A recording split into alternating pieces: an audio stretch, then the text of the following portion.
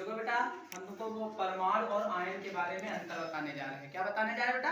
अंतर बताने जा रहे हैं। देखो बेटा, परमाणु में क्या अंतर होता है और आयन में क्या अंतर है। प्रकृति के आधार पर क्या होता है? प्रकृति के आधार पर परमाणु विद्युत उदासीन कण है। कैसा है? परमाणु विद्युत उदासीन कण है।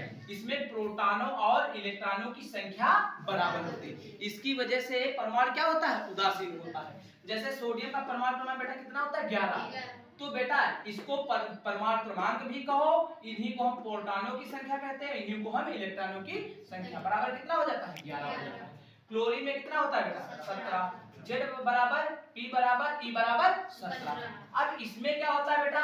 आयन में क्या होता है? आयन विद्युत आवेश युक्त परमाणु या परमाणुओं का समूह होता है। इसमें प्रोटॉनों और इलेक्ट्रॉनों की संख्या क्या बराबर नहीं होती। इसका मालूम क्या होता है? इसमें धन मतलब इसमें जो परमाणु में होता है, इलेक्ट्रॉनों की त्यागने की प्रवृत्ति और ग्रहण करने की प्रवृत्ति होती है। क्या होती है?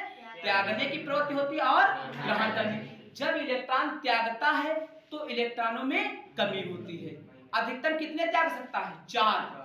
अधिकतम कितने ग्रहण कर सकता है?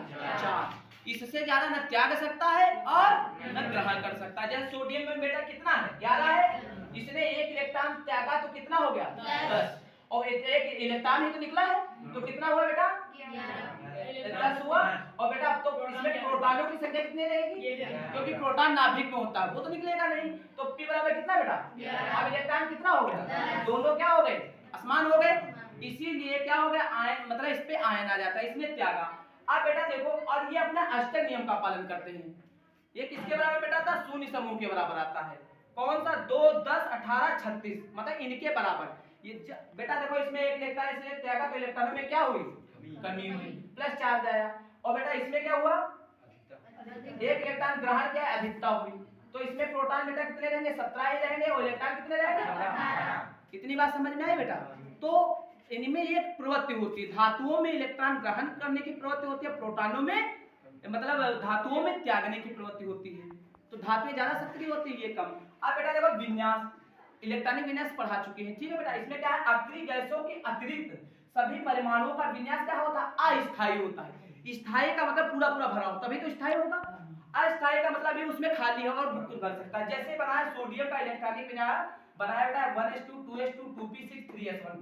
एक इलेक्ट्रॉन अभी इसमें कितना आ सकता है? एक और आ सकता है। क्लोरीन का बनाया 1s2 2s2 2p6 3s2 3p6। बेटा ये बाध्यक कोष है, तीसरे आवर्त से शुरू होगा। 3 2 5। p में कितने इलेक्ट्रॉन होते हैं बेटा? s में 2, p में 6, d में 10, f में 14। अभी कितना इलेक्ट्रॉन आ सकता है? अगर ये एक ग्रहण कर ले तो कितना हो जाएगा? 18। और ये किसके बराबर आ जाएगा बेटा? आर्गन के बराबर। कितने? आर्गन। तो ये अस्थायी होते हैं। और कौन से स्थायी होते हैं परमाणु बेटा? केवल शून्य समूह के अक्रिय जो गैसें होती है बेटा, इनको हम क्या कहते हैं? अक्रिय गैसें भी बोलते हैं। अब देखो, आयनों का विन्यास अक्रिय गैसों के समान स्थायी होता है। अभी हमने क्या कहा? जितने शून्य समूह के बराबर जाते हैं। अब आयन जब त्यागते हैं या ग्रहण करते हैं तो अपना अष्टक पूरा पूरा कर लेते हैं। देखो सोडियम कितना होता है बेटा? 10 होता है। तो 1s2 2s2 2p6। देखो p पूरा भरा है कि नहीं बेटा? तो 6 2 8। ये अपना पूरा अष्टक पूरा कर लिया कि नहीं कर लिया? और क्लोरीन का बेटा कितना? 18। 1s2 2s2 2p6 3s2 3p6। इसमें कितना बेटा कम था? ये कम था, इसने कहा था कि ये भी अपना अष्टक। तो ये किसके बराबर आ गए बेटा? सब अक्रिय गैसों के बराबर आ गए, शून्य समूह के बराबर है। इनको अक्रिय गैसें का सक्रियता नहीं होती क्योंकि उदासीन हो जाते हैं, तो ये उन्हीं के बराबर हो जाते हैं। अब इधर देखो अभिक्रिया। परमाणु आणविक अभिक्रिया में भाग लेते हैं। किसमें लेते हैं? जैसे मीथेन परमाणु बेटा आणविक है, अणु है। क्लोरीन भी अणु है बेटा। दोनों को मतलब जब रिएक्शन कराया तो हमारा क्या बन गया? इसमें परमाणु, एक परमाणु की हाइड्रोजन हटा, इसमें जुड़ा और एक इसमें, ये प्रतिस्थापन अभिक्रिया में हो गया बेटा। CH3Cl और प्लस का HCl। एक एक परमाणु ले और देके अभी बना लिया। क्या बना लिया? तो इसमें कौन भाग लिया? परमाणु लिया। इसमें बेटा कौन ले रहा? आयन। ये प्लस और ये माइनस, ये प्लस और ये माइनस। बेटा देखो इसमें क्या किया? इसमें सिल्वर की जगह पे क्या गया बेटा? सोडियम की जगह क्या गया बेटा?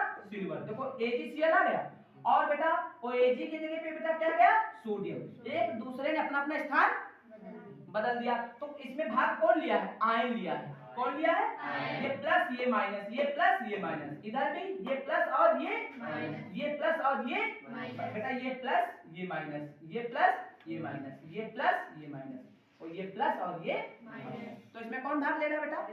तो बराबर भाग लेते हैं, ठीक है, तभी उदासीन अभिक्रिया। और यौगिक में बेटा क्या होते हैं? उदासीन होते हैं। क्या होते हैं? और जब आयनिक अभिक्रिया में भी जो वो बनता है वो भी क्या होते हैं? उदासीन। अब इधर देखो बेटा, रासायनिक गुण में क्या होता है? सोडियम परमाणु जल से क्रिया करके कौन सी गैस निकालता है बेटा? हाइड्रोजन गैस मुक्त करता है।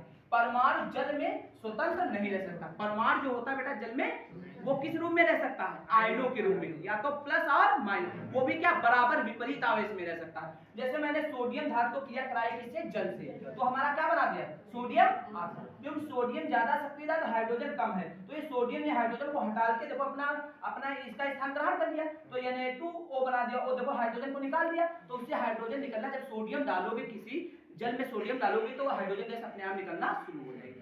अब इसमें क्या, सोडियम आयन जल से अभिक्रिया नहीं करते हैं और आयन जल में स्वतंत्र रहता है। आयन क्या होता है बेटा? स्वतंत्र रहता है, प्लस अलग रहता है, माइनस अलग रहता है। जैसे सोडियम को रिएक्शन कराए तो कोई अभिक्रिया नहीं होगी। आई बेटा बात समझ? पूरा क्लियर हुआ? कोई दिक्कत?